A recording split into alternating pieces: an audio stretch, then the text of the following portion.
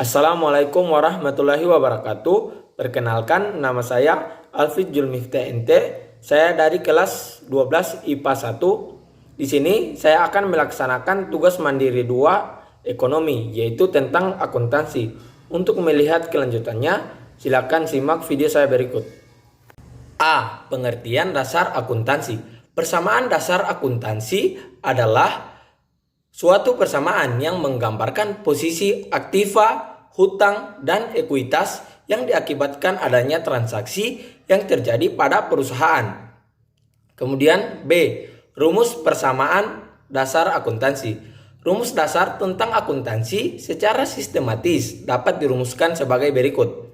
Aktiva sama dengan hutang tambah modal, atau aktiva kurang hutang sama dengan modal.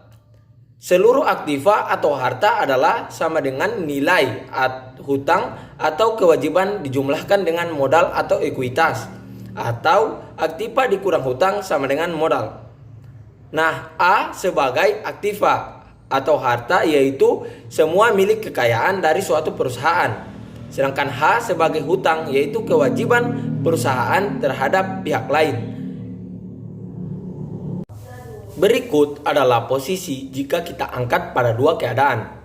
Dalam perusahaan itu hanya ada dua pencatatan yang seperti diketahui, yaitu keseimbangan keuangan bahwa aktiva itu berada di sebelah kiri dan hutang dan juga modal berada di sebelah kanan.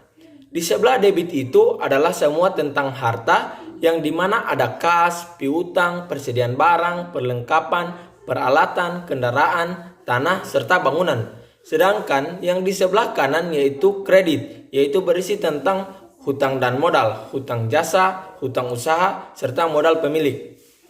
Jadi, semua aktiva selalu berada di sebelah kiri pada kolom kredit, sedangkan hutang dan modal selalu berada di sebelah kanan pada kolom kredit. Nah, jika kita bagi dua posisi pencatatan pada debit dan kredit, posisi debit dan kredit ini adalah keadaan normalitas daripada setiap akun yang harus benar ditempatkan. Seperti pada contoh kasus berikut ini. Pada tanggal 25 Juli 2021, perusahaan Ajun menyetorkan uang sejumlah 20 juta rupiah sebagai modal awal. Kemudian pada tanggal 28 Juli 2021, si Ajun membeli perlengkapan perusahaan seharga 16 juta, dibayar tunai 15 juta rupiah, sisanya akan dicicil. Nah, jika dilihat pada tabel debit dan kredit, di mana aktiva bertambah berupa kas sebesar 20 juta pada bagian debit. Kemudian pada bagian kredit, modal bertambah berupa modal awal Ajun sebesar 20 juta rupiah. Nah, karena pada tanggal 25 Juli Ajun membeli perlengkapan perusahaan, maka aktiva bertambah berupa perlengkapan kantor sebesar 16 juta rupiah. Lalu dibayar tunai 15 juta, jadi aktiva berkurang berupa kas 15 juta rupiah karena sisanya akan dicicil. Jadi pada kredit hutang bertambah berupa hutang usaha sebesar 1 juta rupiah. Nah, pada analisis transaksinya, persamaan dasar akuntansi, harta sama dengan hutang tambah modal. Pada bagian debit kas perusahaan berjumlah 20 juta rupiah, kemudian digunakan untuk membeli perlengkapan perusahaan sebesar 16 juta rupiah. Lalu dibayar tunai sebesar 15 juta rupiah. Jadi saat dijumlahkan 20 juta rupiah ditambah perlengkapan perusahaan sebesar 16 juta rupiah sama dengan 36 juta rupiah.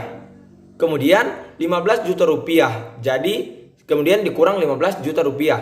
Jadi saldonya sebesar 21 juta rupiah. Kemudian pada bagian kredit, hutang usaha sebesar 1 juta rupiah.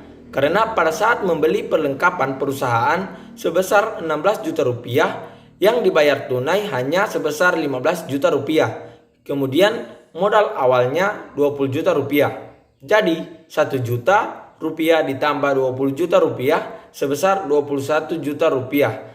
Jadi saldo pada bagian kredit sebesar 21 juta rupiah.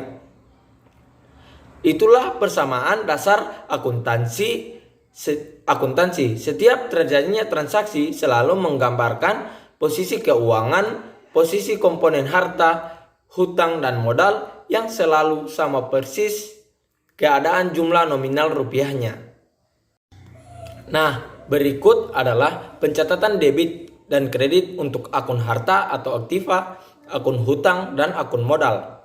Nah, jika kita lihat pada pencatatan debit dan kredit, analisis transaksi aktiva, kalau di debit, aktiva bertambah dicatat di sebelah debit. Sedangkan aktiva berkurang selalu dicatat di sebelah kredit. Nah, kemudian analisis transaksi hutang.